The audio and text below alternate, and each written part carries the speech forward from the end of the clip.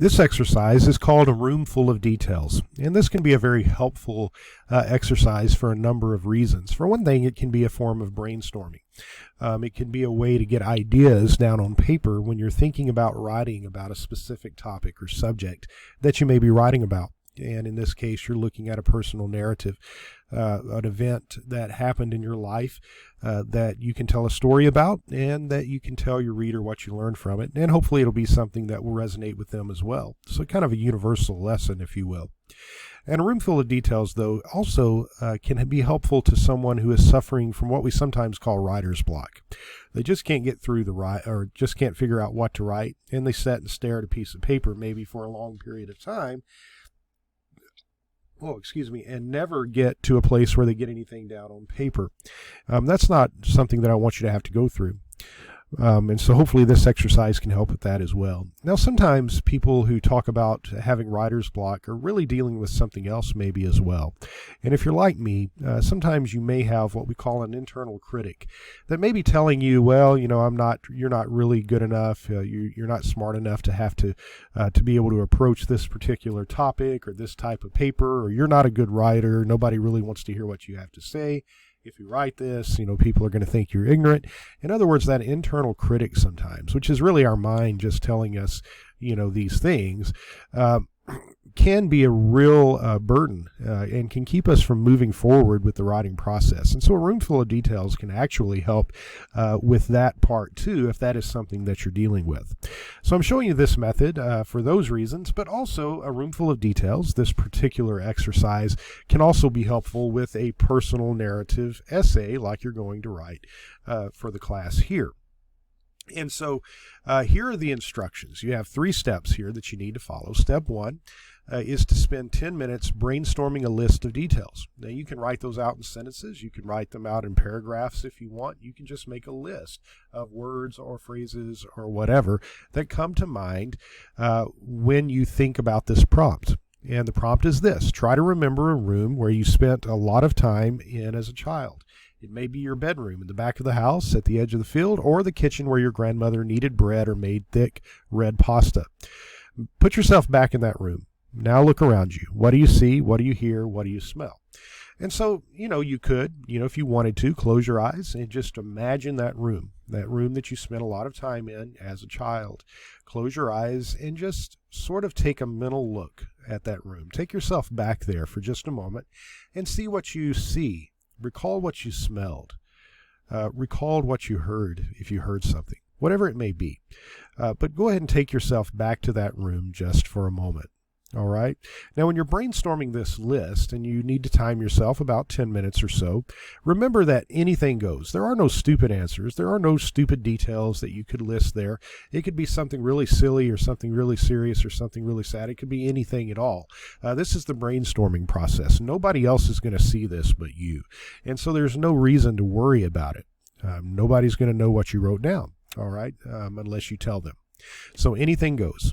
Don't censure yourself. In other words, as you're making this list of details, don't stop and think about what you're writing. Just write down the detail. You can always go back and look at it again afterward. But just go ahead and get anything that comes to mind as you're writing this or writing this list out. Anything at all. Just put it down. Write everything down. Again, write everything you think about. Think about as you're writing this, as you're spending this 10 minutes. Be playful, but stay focused, or do your best to stay focused. If you get off topic a little bit, that's okay. Get yourself back as best you can and get started again. All right.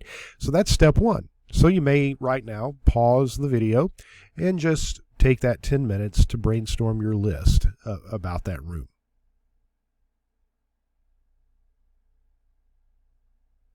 Once you finish step 1, then you can go to step 2. Look at your list. Look at it closely, and then look at the one thing or one word, one phrase, one idea that really stands out to you as something surprising. It could be surprising because it was unexpected. You didn't expect when you started out that you would even come up with this particular detail. It could be that it's something that you hadn't thought about for years and years and years, and it just came to mind as you were making this list. Whatever the reason is, pick out that one thing that surprised you the most in your list of details. Okay, so maybe pause right now and then take a look at that and see what you come up with.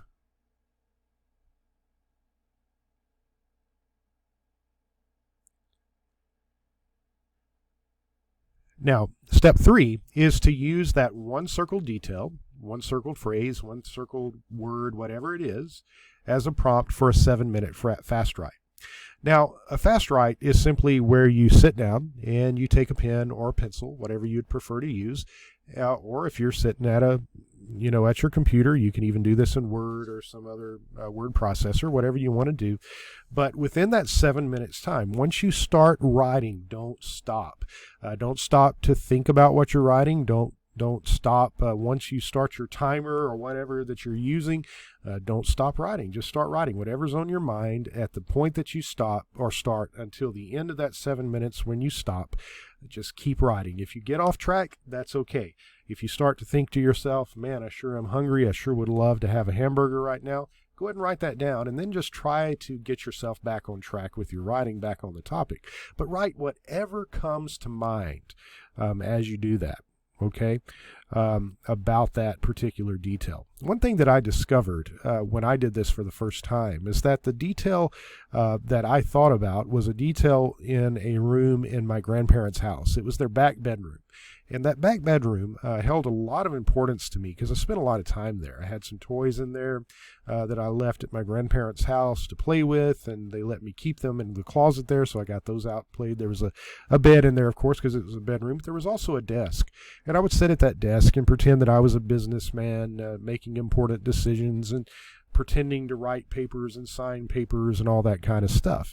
I spent a lot of time there. And so when I made my details, one thing that I came up with is the smell of that kind of musty smell. I don't know really how to describe it in one word, but that kind of musty smell that you may smell if you were to put yourself or put your face against a screen in a window in a very humid environment. I live in East Texas, and so it's very humid here, very hot, very humid in the summertime, and so a lot of times, you'll get mold and you'll get those kinds of things, in that moist, damp environment. And so when I would put my face up against that window screen, I would smell that kind of musty smell right there. And that was the detail that I circled about that room. Out of everything there, that was the one detail that I circled, was that. And so I spent my 7-minute fast write writing about that particular issue or that particular detail.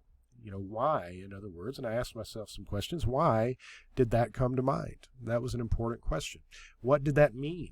What was the meaning of this to me, as I was writing about that? Is there some kind of significance from it? Ultimately, what I found out after I did this 7-minute fast write is that even though that smell is not something we would ever associate with something being with a good smell, by no means, still had a kind of a positive connotation for me. And the reason it had that is because I loved going to my grandparents' house. It was a place where I felt safe and secure.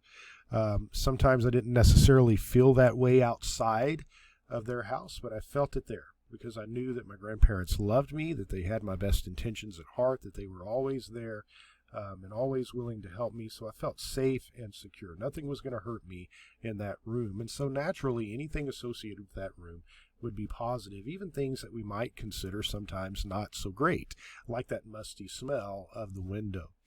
And so that is where I kind of tied in that particular, if I were going to write a story over that, you see, that particular room and that detail, it would be that room made me feel like I was safe, and that meant a lot to me as I was growing up. So see right there, now I've got the framework just in that one detail, and what I discovered from that detail, I now have a pretty good framework for an essay that I could write, a narrative that I could write about that particular room.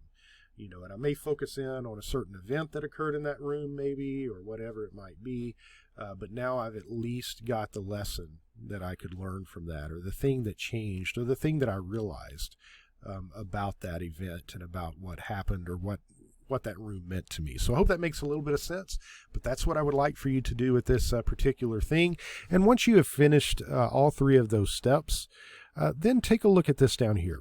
You may experience at least 3 kinds of surprise after completing this fast writing exercise. You might be surprised about how much writing you did in 7 minutes. You know, when you're talking about writing and not stopping, I mean, absolutely not stopping for any reason whatsoever, you just keep on writing. We call that stream of consciousness writing sometimes, but where you just write and keep writing without stopping. Right, you'll be surprised at how many words you can get out in a 7-minute period of time. You might be surprised about discovering a topic you didn't expect to find. That's what happened to me as I was thinking of, or as I thought about that room and about that detail that I was writing about. You might find surprise about discovering a new way of understanding or seeing something that was familiar. I had never thought about that room as meaning safety and security for me. Never thought about that. I just thought of it as a place that I like to go and I like to be at as a kid. And so I was able to see a new way of understanding or seeing those kinds of topics. So I want you to work on that throughout this week, and or at some point this week, take the time to write this out. All right. Hope this helps. Take care, and I will be sending you some more information either by video or by in writing. All right. Take care.